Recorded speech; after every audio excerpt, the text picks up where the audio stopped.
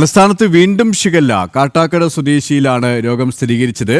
കാട്ടാക്കടയിലെ bakery ജ്യൂസിൽ bacteria കണ്ടെത്തിയെന്ന സംശയത്താൽ ഭക്ഷ്യസുരക്ഷാ വകുപ്പ് bakery അടപ്പിച്ചു. വിവരങ്ങളുമായി കെ.ബി. ശ്യാമപ്രസാദ് ചേരുകയാണ്. ശ്യാം, വീണ്ടും തലസ്ഥാനത്ത് കഴിഞ്ഞ ദിവസമാണ് 3 കുട്ടികൾക്ക് രോഗം സ്ഥിരീകരിച്ചത്. ഇപ്പോൾ കാട്ടാക്കട സ്വദേശിക്ക് രോഗം സ്ഥിരീകരിച്ചത്. അത് ബേക്കറിയിലെ ജ്യൂസിൽ നിന്നാണ് എന്നുള്ള സംശയം തന്നെയാണോ ശക്തമാകുന്നത്?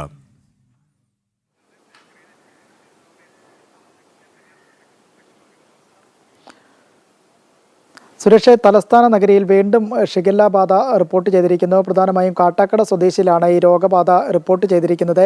കഴിഞ്ഞ ദിവസം കാട്ടാക്കട ബസ് സ്റ്റാൻഡിൽ നിലവിൽ ശീതളപാനീയം, അതായത് ഈ ഷോപ്പിൽ തന്നെ തയ്യാറാക്കിയ ശീതളപാനീയം അദ്ദേഹം കുടിച്ചിരുന്നു. തുടർന്നാണ് ഇത്തരത്തിൽ അസ്വസ്ഥത ഉണ്ടാകുകയും ഇപ്പോൾ നിലവിൽ ഈ രോഗബാധയേറ്റ വ്യക്തി കൊല്ലം പാരിപ്പള്ളിയിലെ ആശുപത്രിയിൽ ചികിത്സയിൽ ആണ്. നിലവിൽ ആരോഗ്യനില തൃപ്തികരമായി തുടരുകയും ചെയ്യുന്നു. എന്തായാലും കഴിഞ്ഞ 29-ന് ഇവിടെ ഭക്ഷ്യസുരക്ഷാ വകുപ്പ് ഇത്തരത്തിൽ പരിശോധന നടത്തിയിരുന്നു.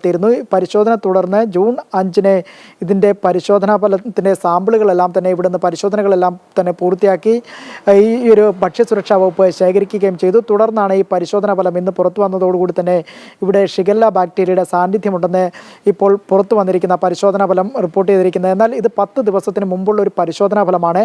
അങ്ങനെയാണെങ്കിൽ ഈ കാട്ടാക്കട ബസ് സ്റ്റാൻഡിൽ പ്രവർത്തിക്കുന്ന ഈ ഷോപ്പിൽ നിന്ന് കുട്ടികളടക്കം, അതായത് സ്കൂൾ വിദ്യാർത്ഥികൾ അടക്കമുള്ളവർ ശീതളപാനീയം ഇവിടെ നിന്നും ഈ കടയിൽ നിന്നും വാങ്ങുകയും കുടിക്കുകയും എല്ലാം തന്നെ ചെയ്തിരുന്നു. അങ്ങനെയാണെങ്കിൽ ഇത് വലിയൊരു ആശങ്ക ഉണർത്തുന്ന ഒരു സാഹചര്യമാണ്. പ്രധാനമായും ഈ 10 ദിവസത്തിന് മുമ്പുള്ള റിപ്പോർട്ടാണെങ്കിൽ പ്രധാനമായും ഇതിനു മുമ്പ് ഇവിടെ നിന്ന് ശീതളപാനീയം കഴിച്ചവരെല്ലാം തന്നെ ഇത്തരത്തിൽ അവർക്ക് ഏതെങ്കിലും തരത്തിലുള്ള അസ്വസ്ഥതകളോ ശാരീരിക ബുദ്ധിമുട്ടുകളോ ഉണ്ടായെന്നുള്ള കാര്യത്തിലെല്ലാം തന്നെ വിശദീകരണം, ഒപ്പം തന്നെ മറ്റ് വിവരങ്ങളെല്ലാം തന്നെ തേടേണ്ടതുണ്ട്. എന്തായാലും ഭക്ഷ്യസുരക്ഷാ വകുപ്പ് ഇത് സംബന്ധിച്ചുള്ള നിലവിൽ ഇവിടെ നിന്ന് സാമ്പിളുകളും ഒപ്പം തന്നെ വെള്ളത്തിൻ്റെ സാമ്പിളുകളെല്ലാം തന്നെ ശേഖരിച്ചിട്ടുണ്ട്.